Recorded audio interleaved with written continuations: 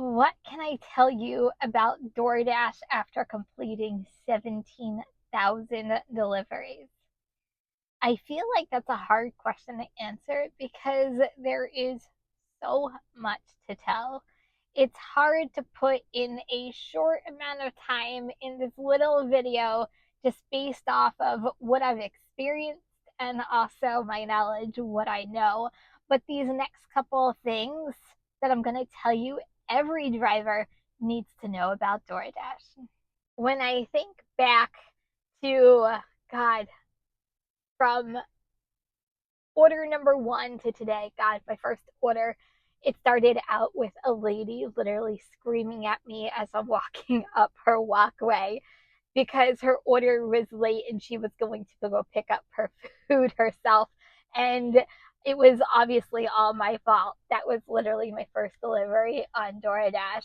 But when I think over these years, 7 to be exact, I think of all the changes DoorDash has gone through, and it has changed so drastically over the years. And I'm sure you've already heard this, so I'm not going to talk about the changes of DoorDash, but I am going to talk about things that matter to drivers. So, in today's video, we're going to go over things that I think every driver needs to know, especially from me just completing my 17,000 deliveries, how these affect you as a driver.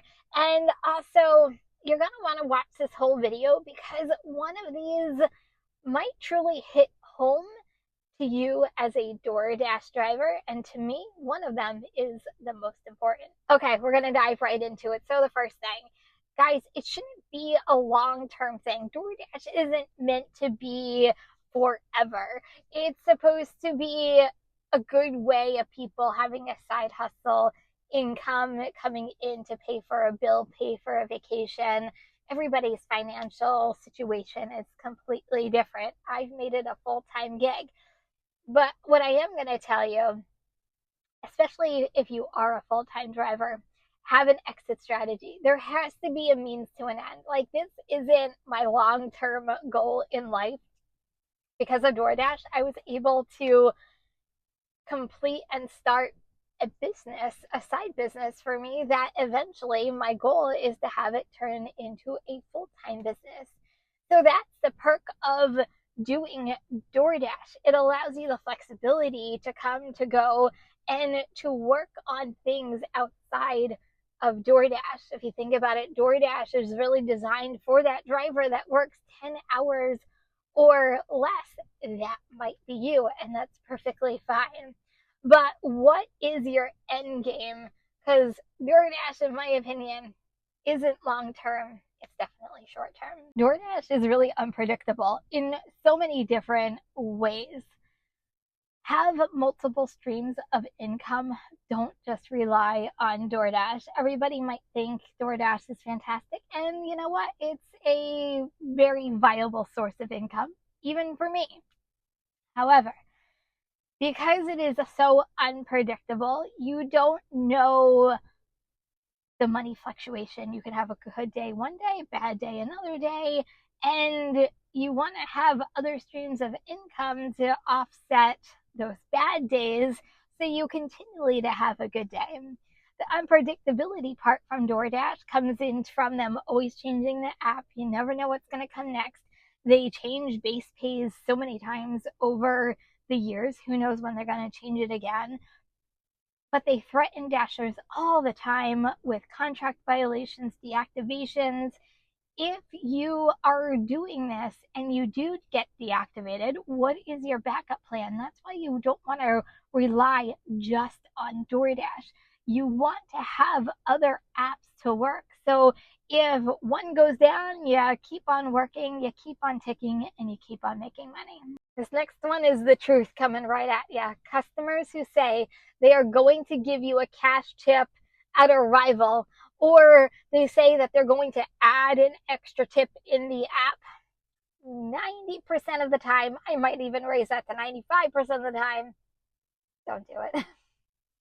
I can't tell you how many times I've seen in leave at door notes, will tip in cash upon delivery, but then it's a leave at door, and you're like, yeah, right, okay. And it just never happens. The other day for me, I was doing a delivery and I got a message from the customer that says, so sorry for the low tip. I'm going to tip extra in the app when you go to deliver it. Yeah, not so much. I never received that extra tip, so to speak. So it's nice to see it when it does happen, the very small amount of times that it does, hence the 90%, because I'm not going to lie, it has happened over the years, but don't bank on it. Don't judge tips and payouts based off of neighborhoods, because, man, you are going to be very disappointed if you do. Just because you deliver to multi-million-dollar homes and mansions doesn't mean that the payouts are going to be huge. Just because you deliver to a lower income area doesn't mean tips are going to be small. Don't judge a book by its cover. I feel like that saying is so overplayed, but it's so true when it comes to this. The bottom line is the customer, no matter what the income, no matter what the area, they're going to do what they want to do, and you can't do anything to affect it or prevent it from happening. The only thing you can do is pick up, drop off, or shop and drop off, however you work the DoorDash app. But don't have any expectations going into deliveries, because you never know what you're going to get. Be prepared for literally anything. When you think of the worst weather, think of going out and delivering. Think of rain. It's raining right now. Think of snow, thunderstorms. When you think about safety and you deliver to nice neighborhoods, it doesn't mean that they're always safe. Anything can happen. Think about car theft, hijacking, assaults, customers who don't have the best intentions. Think also, you have really nice customers, but you also have customers who curse you out. Yes, that has happened to me, because McDonald's gave me the wrong order. Well, it gave them the wrong order. The name and the label was correct on the bag, but the insides, not so much. But who got blamed? That would be me. But I got the customer banned, so I guess that's a win for the driver. You also problem solve a lot. You know, when you think about all the things that could go wrong and all the problems that you see and encounter, I always say it's an easy job, right? It's easy to go out and to work and to pick up and to drop off, but no one really prepares you for the real of what we do when we're out on the road. We use our own vehicles. That's complicated all in itself. This one, in my opinion, is the absolute most important. DoorDash can be aggravating. It could be frustrating, because it has all these different programs and they constantly change, and they have high expectations of their dashers compared to other apps.